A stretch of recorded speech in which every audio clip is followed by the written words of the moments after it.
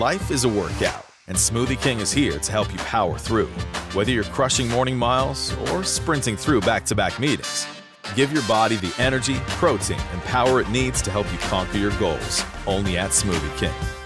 Salut à toutes, salut à tous. Troisième étape du Tour de Pologne. Un Tour de Pologne où c'est un Français, donc Paul Lapeyra, qui est désormais le leader. Est-ce qu'il va pouvoir l'être encore ce soir? Ça serait important parce que c'est la journée la plus dure. Aujourd'hui, 158 km autour de la cité de Wałbrzych avec 7 ascensions, dont le Walimska, 4 km à 5,5% que l'on va passer à 3 reprises. Et puis surtout, le Niedźwiedzica que l'on passe aussi à 3 reprises. C'est 1 km 200 à 8,8%.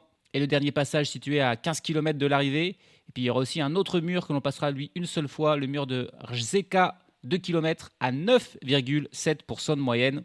Donc là, il y a des gros pourcentages, des pentes où il pourrait y avoir des écarts si quelqu'un se met à attaquer. Est-ce que Paul Lapeyra pourra suivre les meilleurs, les Antonio Tiberi, les Jan Christen, les Finn Fischer-Black, Brandon McNulty, Mathieu Riccitello, ils sont là les meilleurs grimpeurs. Un profil aussi comme ça, aussi difficile, pourrait scier à une échappée, parce qu'encore une fois, qui va gérer derrière? Est-ce que c'est la Decathlon AG2R qui va s'amuser à contrôler la course? Est-ce qu'ils ont une équipe suffisamment forte pour contrôler la course? Est-ce que les autres équipes qui veulent peut-être s'imposer vont s'y risquer, ou est-ce qu'on va laisser l'échappée aller devant? Voilà, encore des scénarios possibles. Maintenant qu'il y a des écarts en plus, on aura peut-être un peu plus de champ pour des coureurs échappés mal classés au général. En tout cas, c'est une étape importante en vue du classement général, parce que sincèrement, en vue du profil des autres étapes, c'est à peu près la seule où il y aura des différences à faire au temps, à part bien sûr le chrono final, et peut-être l'avant-dernière course qui a un profil assez similaire à celle d'hier, donc avec une arrivée en montée où il pourrait y avoir des écarts de quelques secondes, mais pour faire des vrais écarts, des gros écarts, c'est quasiment aujourd'hui ou jamais. C'est donc un petit peu l'étape reine déjà de ce Tour de Pologne. Chute de Bellocchi juste devant Armstrong qui est parti dans le terrain. Et attaque de Pierre Rolland. Voilà ce que nous disons depuis le début de ce Tour de France. Une chute terrible. Christopher Froome à pied. Mais quelle image du Tour. On n'a jamais vu ça. 100% cyclisme, le podcast du vélo en direct. Ça va Marion? Désolé. Et on est parti. Et on va voir si on aura plus de bataille pour l'échappée qu'hier ou avant-hier, où ça s'est fait littéralement en 10 secondes, avec les 4 premiers coureurs partis qui ont fait l'échappée.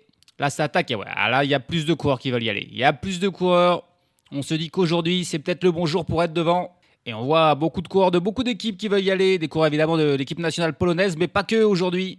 Coureurs de la Soudal Quick-Step, de la Jayco Alula. On a Pierre-André Côté, le Canadien, qui tente d'y aller aussi pour l'Israël Première Tech. Il y a même des coureurs de la Visma qui tentent d'y aller, avec Niklas Behrens, Timo Kilic pour l'Alpecin de Koenig, et pas mal d'autres. Là, un groupe d'une 12 coureurs qui tentent de sortir, mais non, c'est déjà repris par le peloton. Voilà, ça bataille.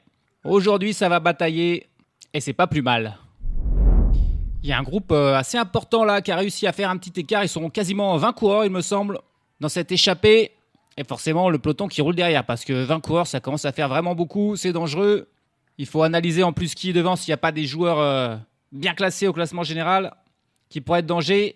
Je vois notamment Samoumen, le coureur de Lidl Trek, qui n'est qu'à 32 secondes de Paul Lapeyra, qui est dans ce groupe. On a Dorian Gondon aussi qui est là, le champion de France, équipier de Paul Lapeyra. Et pour l'instant, ces 20 coureurs-là ont environ 12 secondes d'avance sur le peloton qui les poursuit. Parce que, on veut bien laisser partir une échappée, mais peut-être pas 20 coureurs. On est tout pile là, à 150 km de l'arrivée. On est donc parti depuis 7-8 km. Et la question, c'est de savoir qui va rouler aussi dans le peloton pour revenir sur ce groupe à l'avant. Parce qu'il y a quand même aussi du coup, beaucoup d'équipes représentées dans cette échappée. J'ai l'impression que c'est la team Emirates qui a le plus travaillé pour revenir. Et c'est revenu. L'échappée là, qui est reprise, va falloir refaire un effort pour sortir un peloton en file indienne qui file là à travers les forêts polonaises. Ça monte et ça descend. On est déjà dans des petits toboggans. On va bientôt attaquer la première difficulté du jour. La montée de Walimska et ses 4 km à 5,5% de moyenne. Ce sera peut-être là l'occasion pour l'échappée de se former définitivement. Alors on a un groupe de 3 coureurs qui a profité d'une descente pour sortir, avec 2 coureurs de l'Alpecin de Koenig là. C'est Timo Kilic et Fabio Van den Bosch qui sont accompagnés d'un coureur de la Groupama FDJ. C'est Rémi Cavadia. Ah, Rémi Cavadia évidemment. C'est pratique dans une échappée, le rouleur, qui sont sortis. Derrière, il y a encore des coureurs qui sont partis en contre. Au moins, je crois, un groupe de 4-5 coureurs qui tentent de les rejoindre. Et le peloton qui semble faire barrage. Là, ça y est, le peloton qui semble faire barrage. Il est content, satisfait peut-être du nombre de coureurs qui sont sortis. Pour l'instant, on a donc ce groupe de 3 devant. et quelques coureurs intercalés derrière qui tentent de revenir sur la tête. Le peloton qui se calme, voilà, des coureurs de la Red Bull, coureurs de la Decathlon qui se mettent en tête de ce peloton et qui empêchent d'autres coureurs de sortir. On a des coureurs aussi de la Lidl Trek. Voilà, ces équipes sont contentes avec ceux qui sont partis. On va voir, on a le nom des 3 devant, on n'a pas encore ceux des poursuivants on va voir, pour jauger un petit peu la qualité de cette échappée, si elle est capable d'aller au bout aujourd'hui. Ils sont 7 coureurs à poursuivre les 3 de devant. Ils ne devraient pas tarder à les rejoindre quand même, alors qu'on essaye dans cette ascension de Valinchka. On y retrouve Pierre Thierry pour l'Arkea BNB Hotel, Anthony Perez pour la Cofidis, Pépin Reinderick pour la Soudal Quickstep, Ruben Thompson pour la Lotto, Kellan O'Brien pour la Jayco Alula, Ide Schilling pour l'XDIC Astana Team et Mateusz Gajdulewicz pour cette équipe nationale polonaise. Ils ont plus que 10 secondes de retard sur les 3 hommes de tête qui seraient peut-être bien avisés de les attendre parce que le peloton, lui, a vraiment débranché. 1 minute et 40 secondes désormais de retard pour le peloton. Et à noter qu'il y a quand même un coureur qui est bien placé parmi ses échappés, c'est Ide Schilling. Il n'a que 59 secondes de retard sur Paul Lapera. Il est donc déjà virtuellement le maillot jaune, le leader de cette course. Ruben Thompson, Anthony Perez ou Mateusz Gajdulewicz ne sont aussi pas très loin, situés à 1 minute et 33 secondes de Paul Lapera. Autrement dit, on ne peut pas se permettre de donner 10 minutes à cette échappée pour qu'elle aille au bout. Il va falloir les surveiller. Alors que la jonction n'est toujours pas faite entre les 7 poursuivants et les 3 de tête qui, étonnamment, ne les attendent pas. Les 2 coureurs là, de l'Alpecin de Koenig, Timo Kilic et Fabio van den Bosch, qui travaillent en compagnie de Rémi Cavagna. Allez, on arrive au sommet de cette difficulté. Et en passant son rôle, là, c'est Fabio van den Bosch qui prend les 5 points. On s'en est pas soucié, suivi par Rémi Cavagna et Timo Kilic. Et ils sont pas rentrés, les autres. Ils sont pas rentrés, les 7 de derrière. C'est quand même étonnant qu'ils les attendent pas, là. Parce que du coup, on se fatigue devant, on se fatigue derrière dans la poursuite. Ils n'arrivent pas à boucher ces 10 secondes. Là, il y a 13 secondes toujours. Les 2 groupes qui vont exactement à la même vitesse. C'est quand même très étonnant, là. Le peloton est beaucoup plus loin, désormais, 2 minutes 47. Est-ce qu'ils vont réussir à les rejoindre? Enfin, là, peut-être dans cette descente, désormais, qui s'annonce. Mais après, c'est toujours des toutes petites descentes, puis des petites montées, des redescentes. Ça va faire que monter, descendre toute la journée. Est-ce qu'on aura un groupe de 10 coureurs en tête ou est-ce qu'ils vont jamais réussir à les rattraper? Ce serait improbable quand même.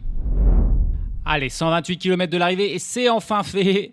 La jonction, on a donc 10 coureurs devant avec Timo Kilic et Fabio van den Bosch qui sont les 2 seuls coureurs d'une même équipe pour l'Alpecin de Koenig. Puis donc Pierre Thierry, Anthony Perez, Rémi Cavagna, 3 Français à l'avant, ainsi que le Hollandais Pépin Reinderick, le Néo-Zélandais Ruben Thompson, l'Australien Kellan O'Brien, un autre Hollandais avec Ide Schilling et puis un Polonais quand même, l'équipe qui est représentée là, l'équipe nationale polonaise avec Mateusz Gajdulewicz.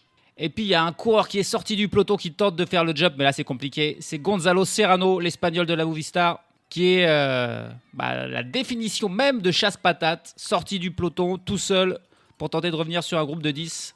C'est quasiment mission impossible pour ce coureur-là. Le peloton, lui, est pointé à 2 minutes 34 secondes de la tête de course et c'est les coureurs, les équipiers de Paul Lapera de la Decathlon AG2R La Mondiale, donc qui prennent la tête de ce peloton et qui roulent pour maintenir un écart acceptable avec les échappés. On retrouve donc Ide Schilling qui a 59 secondes seulement de retard au classement général sur Lapera.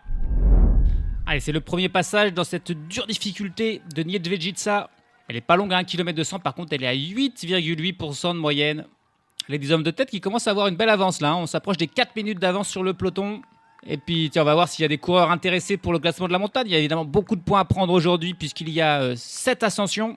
Alors, personne ne s'est battu lors de la première ascension, mais là, ça sera peut-être différent. On a notamment le coureur qui est là, de Mateusz Gajdulewicz, de l'équipe nationale polonaise. C'est peut-être lui qui va être le plus intéressé pour aller prendre des points. C'est son équipier qui a pour l'instant le maillot de meilleur grimpeur sur les épaules. Et c'est parti. Et c'est le coureur de l'Alpecin. Et c'est étonnamment, par contre, c'est Timo Kilic qui y va. Cette fois-ci, c'est pas Fabio van den Bosch. Il y allait accompagné par Anthony Perez et Gajdulewicz qui ne prend que la 3e place. Voilà, c'était les 3 coureurs intéressés. Kilic, Perez et Gajdulewicz. Et c'est les 5 points pour Timo Kilic qui va peut-être se faire un objectif aujourd'hui d'aller chercher ce maillot de meilleur grimpeur. Étonnant du coup qu'il ne soit pas allé prendre les 5 points là quand ils étaient tous les 3 devant, qu'il a laissé son équipier Fabio van den Bosch les prendre.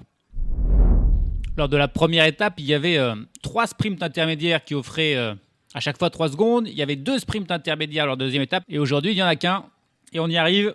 3 secondes à prendre. Est-ce que Ide Schilling, qui est le mieux classé au classement général et qui pourrait faire un coup quand même, parce que là, il y a toujours 4 minutes d'avance sur le peloton alors qu'on est à 90 km de l'arrivée, va aller les chercher? Non. personne ne s'y intéresse et c'est encore Timo Kilic qui va prendre ses 3 secondes alors que c'est le moins bien classé au classement général, il est à plus de 10 minutes. Mais en passant son relais, Timo Kilic qui passe en tête, on ne s'est pas battu ni pour les secondes ni pour les points au classement du joueur le plus actif. On sent qu'on a une bonne chance d'aller au bout quand même parce que derrière il n'y a toujours que la Decathlon AG2R qui travaille et qui ne reçoit pour l'instant le soutien d'aucune autre équipe. Et l'écart qui est assez important, il y a donc des possibilités de victoire pour les échappés alors qu'ils entament la 2e ascension de la montée de Valinska. On va voir si c'est encore aussi Timo Kilic qui va passer au sommet et prendre les 5 points et prendre tout ce qu'il peut prendre. Par contre là il attaque Timo Kilic au sommet. Il veut pas prendre les points juste en passant en tête parce que forcément Gadjulewicz lui aussi les veut. Le coureur polonais, cette fois-ci Anthony Perez n'y va pas. C'est deux coureurs qui se font un petit sprint au sommet là.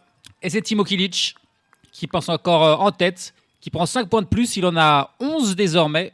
Il est surmotivé aujourd'hui Timo Kilic pour aller chercher quelque chose. Et il aura bientôt l'occasion d'agrandir encore son total avec la seconde montée de Niewidzica. Ce mur-là à 9% de moyenne. Peloton, lui, toujours calé à 4 minutes derrière les hommes de tête. De nouveau dans cette ascension de Niewidzica. Et on voit enfin une autre équipe travailler que la Decathlon AG2R avec la Team Emirates et Julius Johansen qui se met à rouler dans cette ascension. Et immédiatement, l'écart qui diminue là. Il n'y a plus que 3 minutes et 7 secondes d'avance et il était temps. Il était temps parce que quand même 4 minutes sur une échappée de 11 coureurs, c'est dangereux. On voit des mouvements étranges d'ailleurs de certains coureurs qui sont un petit peu nerveux, un petit peu inquiets, qui veulent dire au peloton qu'il faut rouler avec Maxime Van Gils là, qui fait une petite accélération juste pour se faire reprendre. On a vu Pello Bilbao et Chris Hamilton faire pareil il y a quelques minutes. Le but c'est de forcer un petit peu la Team Emirates et les équipes de leader à rouler un peu plus parce qu'on est à 70 km de l'arrivée. Les échappés ont toujours une belle avance. Et Timo Kilic qui refait le coup et qui attaque au sommet là pour aller prendre encore 5 points de plus. Oh, il attaque de loin Timo Kilic. Cette fois-ci, Gadjulewicz ne peut pas le suivre. Il y a Pepin Renderik pour la Soudal Quick-Step qui le suit. Et ensuite, Rémi Cavagna. Il faut dire que c'est dur là. On se dit qu'on peut peut-être faire un groupe secondaire. Quelques coureurs qui sont de l'échappée moins forts qui vont peut-être être distancés. C'est notamment dur pour Ruben Thompson, là, le coureur de la Lotto, qui passe en dernière position avec un petit écart, petite cassure avec les autres. C'est le moment de passer la seconde là, dans ce groupe d'échappés s'ils ne veulent pas que le peloton qui est désormais mené par la Team Emirates ne revienne. Ils sont plus que 7 à l'avant, les 7 meilleurs. Ça a lâché pour Ruben Thompson. Ça a lâché a priori aussi pour Ide Schelling, qui était le mieux classé. Ça a lâché également pour Pierre Thierry. Pierre Thierry, il s'est même relevé, j'ai l'impression, intentionnellement, parce qu'il y a Alessandro Verre, son équipier chez Arkea Binotel, qui vient de sortir du peloton et qui vient de rentrer dans sa roue, mais ils sont à plus de 2 minutes. Des 7 hommes de tête que sont donc Timo Kilic, Fabio Van den Bosch, Anthony Perez, Rémi Cavagna, Pepin Renderik, Kellan O'Brien et Mateusz Gadjulewicz. Ces 7 coureurs ont 2 minutes et 30 secondes d'avance sur le peloton désormais mené par la Bahrain Victorious, l'équipe d'Antonio Tiberi notamment et de Pello Bilbao qui prend les choses en main alors qu'on s'approche de l'ascension la plus dure du jour, celle de Rzeka que l'on ne monte qu'une seule fois mais c'est 2 km à près de 10% de moyenne. Ça a lâché pour Gadjulewicz, le Polonais, ça a lâché aussi pour Anthony Perez, là il n'y a plus que 5 hommes devant avec Timo Kilic et Fabio Van den Bosch toujours, les deux coureurs de l'Alpecin de Koenig et Rémi Cavagna ainsi que Pepin Renderik et Kellan O'Brien. Ces 5 coureurs n'ont plus qu'une minute et 40 secondes d'avance sur le peloton. Un peloton où il va bientôt être repris. Alessandro Verre, il a tenté un coup de se faire lancer par son équipier Pierre Thierry, mais il n'arrive pas à reprendre du temps sur le peloton du tout. Il va bientôt être repris. On est dans cette montée de Rzeka, très dure, 10% de moyenne. Le peloton qui s'est bien sûr réduit au fil des kilomètres, là au fil des ascensions. Il y a encore du monde, mais pas sûr qu'il y ait plus de 40 coureurs là après cette ascension qui est vraiment très très dure. Et une attaque parmi les échappés avec Kellan O'Brien. Est-ce que c'est pour les points au sommet ou est-ce que c'est pour tenter de s'isoler ? On ne sait pas trop parce qu'on est encore un petit peu loin du sommet. Il y a 10 points à prendre, c'est un col de première catégorie. Tous les autres étaient de deuxième catégorie, celui-ci est de première. Il y a 10 points à prendre. Il y a Timo Kilic qui parvient à le suivre. Alors vraiment, Timo Kilic, il est en super forme aujourd'hui. Il arrive à le suivre, ce qui n'est pas le cas de Cavagna, de Van den Bosch. Et Timo Kilic qui va passer en tête avec Kellan O'Brien dans sa roue. D'ailleurs, on a eu une petite discussion entre eux. Tu me laisses les points ? Il a dit oui, l'autre a dit thank you. Ils ont été polis. C'était bien pour s'échapper, pour essayer de reprendre du temps sur le peloton qui se rapproche dangereusement. Plus qu'une minute et 14 secondes d'avance sur le groupe du maillot jaune. Pour ces deux hommes de tête, derrière, il y a Pepin Renderik qui s'accroche, qui tente de revenir sur ce duo. Rémi Cavagna et Fabio Van den Bosch sont un petit peu plus loin. Ça semble fini pour ces deux-là. Par contre, pour Renderik, s'il arrive à revenir, sur Kilic et sur Kellan O'Brien dans cette descente désormais, il aurait encore une chance. Et il y avait une autre ascension là derrière celle qu'on vient de passer qui n'était pas répertoriée et ça a été fatal à Timo Kilic. Là, il peut plus suivre, il a fait trop d'efforts, ça y est, le Belge qui est distancé. On n'a donc plus que 2 coureurs à l'avant. Pepijn Renderink qui est lui bel et bien rentré et Kellan O'Brien. Voilà, les 2 coureurs qui ont 50 secondes d'avance sur un peloton qui ne compte plus que 40-50 coureurs en son sein. Avec le maillot jaune, Paul Lapera qui semble bien. Il a encore quelques équipiers avec lui, notamment Dorian Godon, le champion de France. Pour l'instant, il défend parfaitement sa place. Il reste encore 2 ascensions. Et puis ensuite, ce sera 15 derniers kilomètres plutôt plat, voire en descente. Donc ça sent bien pour la défense du maillot de Paul Lapera. If you're shopping while working, eating, or even listening to this podcast, then you know and love the thrill of a deal. But are you getting the deal and cash back? Rakuten shoppers do. They get the brands they love, savings, and cash back. And you can get it too. Start getting cash back at your favorite stores like Levi's, Plow and Hearth, Adidas, Sephora, and Neiman Marcus. Stack sales on top of cash back and feel what it's like to know you're maximizing the savings. And it's easy to use. And you get your cash back sent to you through PayPal or check. The idea is simple. Stores pay Rakuten for sending them shoppers, and Rakuten shares the money with you as cashback. Download the free Rakuten app or go to Rakuten.com to start saving today. It's the most rewarding way to shop. That's RAKUTEN. Rakuten.com. Buying a car in Carvana was so easy. I was able to finance it through them. Whoa, wait, you mean finance? Yeah, finance. Got pre-qualified for a Carvana auto loan, entered my terms, and shot from thousands of great car options all within my budget. That's cool, but financing through Carvana was so easy. Financed. Done. And I get to pick up my car from their Carvana vending machine tomorrow. Financed. Right, that's what I said. You can spend time trying to pronounce financing, or you can actually finance and buy your car today on Carvana. Financing subject to credit approval. Additional terms and conditions may apply.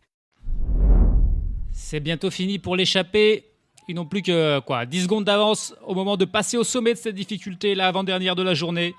Il y a eu une petite attaque dans le peloton d'ailleurs avec Mathieu Recitello qui est sorti avec un coureur de la Groupama FDJ. Je crois que c'est Rudy Mola qui tente de sortir juste là au sommet. Ils vont se lancer dans la descente en poursuite des 2 hommes de tête, ce duo Mola-Recitello. Mais le peloton est évidemment juste derrière eux. On est désormais tout pile à 30 km de l'arrivée. Un seul coureur, seul en tête. C'est Kellan O'Brien qui sera le dernier résistant. Il est en tête, il a lâché Pepijn Renderink. Alors que... Attention, il y a une chute. Paul Lapera qui est dans le fossé. Rafał Majka à court de la barre. C'est un gros... un court de Lidl Trek là, qui est près d'un arbre. Majka a le visage en sang, il me semble. Paul Lapera qui vient de tomber. Dans cette descente. Là, c'est pas possible. Ça a l'air vraiment d'être une grosse chute pour ces 4 coureurs. Majka, Lapera, un coureur de Lidl Trek, un coureur de la Bahreïn. Ça a dû tomber tout en tête du peloton du coup. On n'a pas vu la chute là, on a juste vu l'image de ces coureurs dans le fossé tout simplement. Et pour l'instant, donc Kellan O'Brien, qui est le dernier résistant, il est rattrapé par 2 coureurs qui viennent de sortir du peloton dans cette descente. Et voilà, une descente qui a été faite à fond. Un coureur de la Movistar et un coureur de l'XDIS Astana Team qui rattrape Kellan O'Brien. Et alors cette chute derrière de peut-être de nombreux favoris donne une chance à ces 3 hommes désormais, parce que si c'est tombé en tête du peloton, ça a dû complètement le désorganiser. En tout cas, on le voit plus derrière les 3 hommes de tête là. Est-ce que c'est pas Diego Ulissi là pour Astana qui est désormais devant avec Kellan O'Brien et le coureur de la Movistar? Et là on voit ça, il y a une image du peloton. Il n'y a plus que 35 coureurs dedans. Ça n'a pas l'air de rouler à fond, bien sûr. On attend peut-être, on attend Rafał Majka, ça y est, on le voit. Il est reparti, Rafał Majka, forcément, c'est un petit peu la star du peloton ici en Pologne, donc c'est lui que l'on montre. Il est reparti, mais je pense qu'il est loin. Je pense qu'il est loin derrière le peloton. Là, c'est un tournant. Cette chute, évidemment, c'est un tournant pour Paul Lapera qui il va perdre son maillot jaune. Majka est reparti, mais pas Lapera. A priori, il avait l'air assez sonné, vraiment dans le fossé. Et ça avait l'air d'être encore pire pour le coureur de la Bahreïn. Est-ce que c'était peut-être Tiberi ou Bilbao? Et pour le coureur de Lidl Trek qui ne bougeait pas là, dans la forêt, là, dans ce fossé. Assez terrible. Et Majka qui ici va rentrer dans le peloton, qui s'est probablement un petit peu ralenti, choqué sur cette chute. Et ça pourrait donner l'avantage aux 3 hommes de tête qui, eux, n'ont pas été pris par cette chute ni ralenti. Retournement de situation total. Le peloton qui s'est complètement arrêté pour attendre les coureurs qui sont tombés, prendre des nouvelles, être sûr que tout le monde va bien. Les 3 hommes de tête, eux, ils sont peut-être même pas au courant qu'il y a une chute, donc ils roulent à fond. il n'y avait que 10 secondes d'avance au moment de la chute. 3-4 km plus tard, il y a 1 minute 40. Il y avait 1 minute 40 d'avance pour Callan O'Brien, accompagné de Diego Ulissi et de Lorenzo Milesi pour la Movistar. Alors qu'ils attaquent cette dernière difficulté de la journée, on est à 15 km de l'arrivée. Et les deux coureurs Ulissi et Milesi qui insistent pour lâcher. Bien sûr, Callan O'Brien, il n'a plus rien. Et ouais, il est lâché, Callan O'Brien, malheureusement, il ne pourra pas aller au bout. Mais, oui, on neutralise la course. On neutralise la course, ça y est, officiellement là. Ils sont peut-être même pas au courant qu'il y a eu une chute, donc ils comprennent pas, là, les hommes de tête, ils font des grands gestes, qu'est-ce qui se passe? Ils sont neutralisés, c'est même arrêté. On les arrête. Alors la question, c'est que, bon, ils les arrêtent seulement maintenant quand il y a 1 minute 40 d'avance. Sauf qu'au moment de la chute, il n'y avait que 10 secondes. Donc, comment ils vont se débrouiller ensuite pour relancer la course? Est-ce qu'ils vont les laisser avec 1,40 d'avance ou 20 secondes? En tout cas, là, les 3 coureurs de tête, du coup, ça profite à Callan O'Brien qui était lâché. Et hop, il a tranquillement remonté. Il est de retour avec Milesi et Ulissi. Et la course est arrêtée. Les 3 hommes de tête sont à l'arrêt dans cette ascension. Et le peloton qui va probablement en faire de même.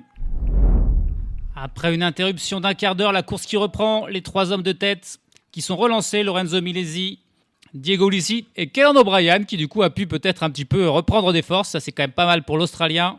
Et au final, le compromis a été donné de donner 40 secondes d'avance à ces 3-là. On a un peu coupé la poire en deux. 40 secondes d'avance sur le peloton.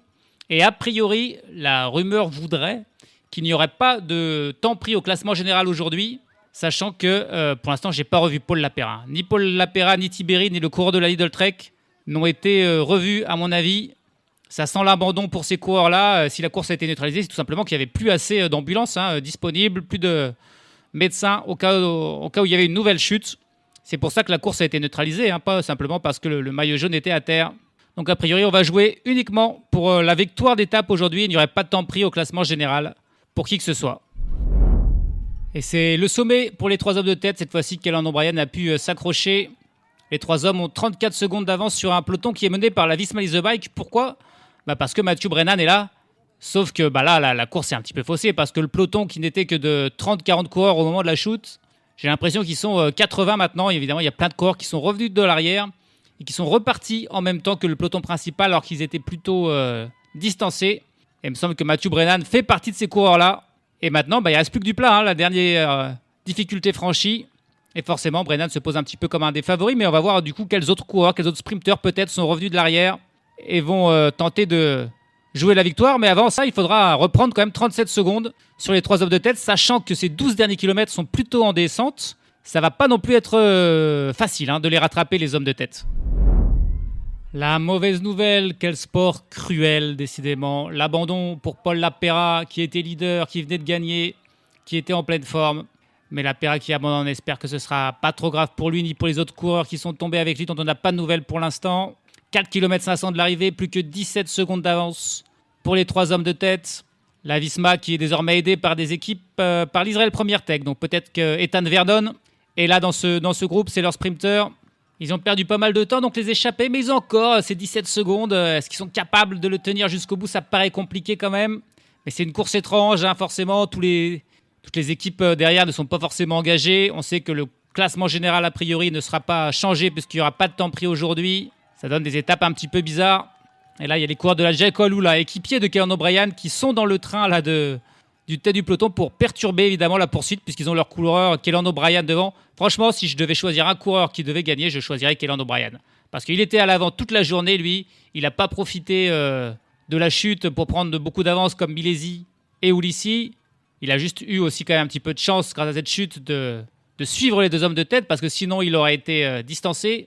Malgré tout, je pense que c'est le plus méritant. 3 km de l'arrivée et ils ont même repris un petit peu de temps là, 19 secondes. Le travail de la Jake Alula qui veut perturber est bon.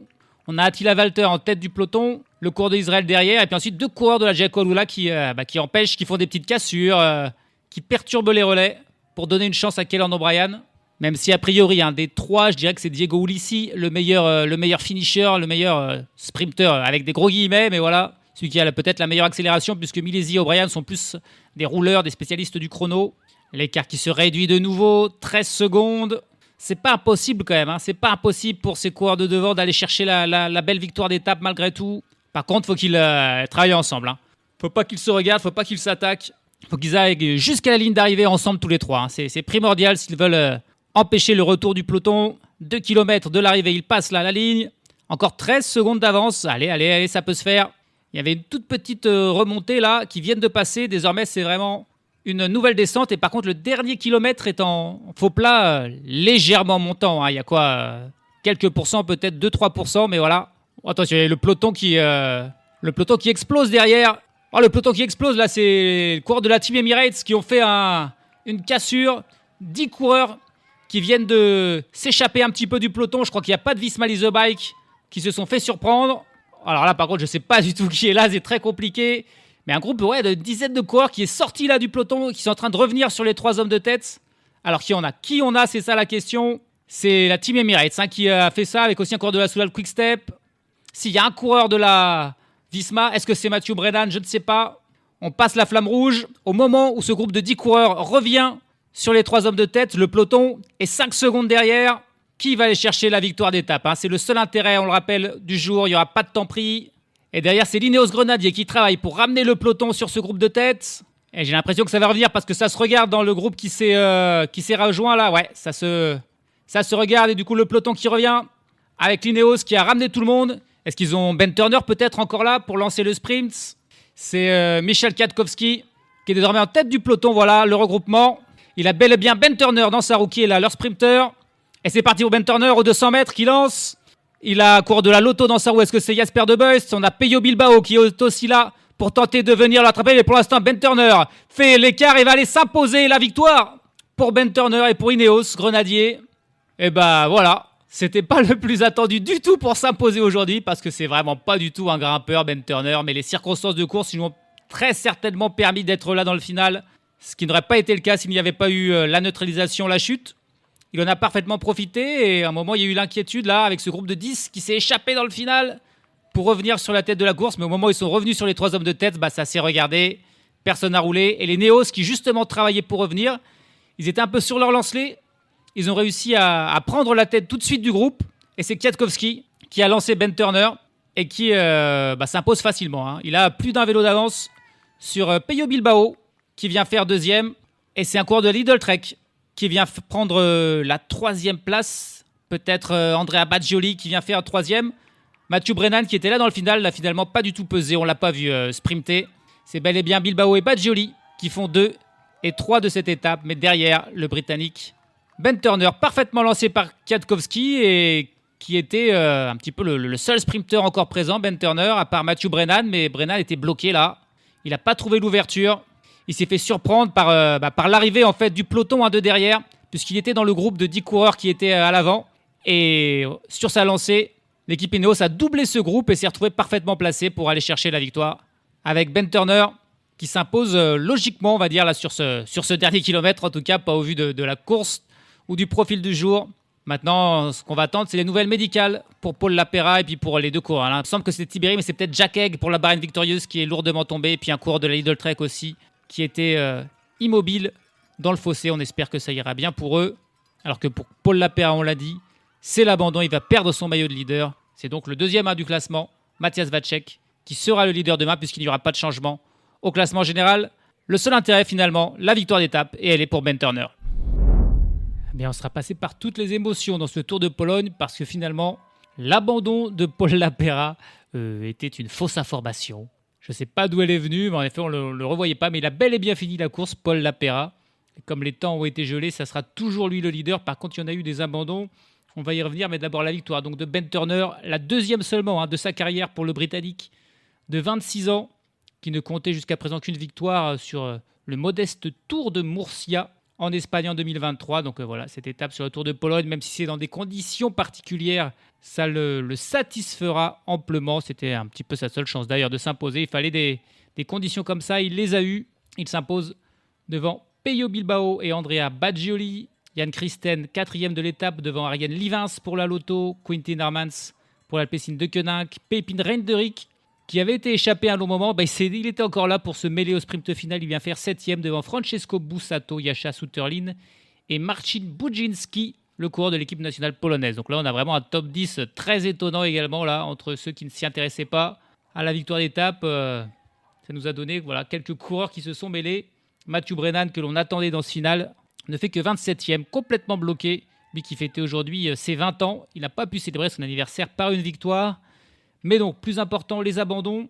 D'abord, il y avait eu Bob Jungels pour Ineos Grenadier qui n'avait pas pris part à cette étape, il n'était non partant. Et puis, on a eu Lars Boven, Donovan Grondin et Owen Doul qui eux ont abandonné en cours d'étape, pas à cause de la chute, mais simplement parce qu'ils étaient trop fatigués ou malades. Par contre, dans la chute, c'est Matthias Vacek, le coureur de la Lidl Trek, et Filippo Baroncini, le coureur de la Team Emirates, qui ont abandonné suite à cette chute. Et puis on a aussi Pierre Thierry, le coureur de l'Arkea BNB Hotel, qui lui a été disqualifié. Alors on suppose que c'est simplement qu'il a fini hors délai et pas à cause d'une malversation quelconque. Le dernier de l'étape aujourd'hui, c'est Gerben Tiersen pour l'Intermarché Aventi, mais donc lui, comme tout le monde et comme Paul Lapera qui a fini bien loin, sont classés dans le même temps que Ben Turner. Et du coup, au classement général, Paul Lapera, toujours leader, il compte 8 secondes d'avance sur Victor Langelati, son nouveau dauphin, puisque Matthias Vacek a abandonné, et 12 secondes sur Jan Christen et Antonio Tiberi. Les autres classements, par contre, si les temps n'ont pas été pris, les points du maillot vert, eux, ont été donnés. C'est Ben Turner, le nouveau leader du classement par points, devant Jan Christen et Quentin Hermans. Et puis au classement de la montagne, Timo Kilic, qui était de toutes les ascensions, de toutes les attaques, est désormais leader avec 27 points devant Budzinski et Pepin Renderick. Bon, quelle étape, quelle finale improbable entre la chute, la neutralisation, les échappés qui prennent 1 minute 30 d'avance puis qui finalement sont relancés 40 secondes devant le peloton sans qu'il y ait vraiment de raison, puisqu'ils n'avaient que 10 secondes d'avance au moment de la chute. Puis le faux abandon de Paul Lapera, c'est finalement son dauphin Matthias Vacek qui abandonne, alors que Jack Haig et Antonio Tiberi, qui étaient aussi pris dans la chute, ont également fini et repartiront demain si tout va bien, si ils passent tous les tests médicaux comme il faut. Bref, étape très bizarre jusqu'à la fin, et ce sprint remporté par Ben Turner, alors que c'était censé être l'étape reine, l'étape qui devait faire des écarts, et c'est l'étape où il n'y en aura pas le moindre. Du coup, en vue du classement général, ça aussi c'est quand même bon pour Paul Lapera, si il ne souffre pas trop de ses blessures. Demain, c'est une étape qui a des chances de se terminer au sprint, même s'il y a une ascension au milieu, 5 km à 6%, elle est loin de l'arrivée, à 70 km de l'arrivée. Le final est tout plat pendant au moins 50-60 km. Il y a donc une possibilité de sprint massif demain et de grandes chances surtout pour Paul Lapera de garder son maillot de leader s'il ne s'est pas fait trop mal sur cette chute qui quand même avait l'air très sévère. C'était des images assez impressionnantes. On va voir qui sera au départ demain. Je pense qu'il y aura encore quelques non-partants probablement. Salut à tous, salut à toutes.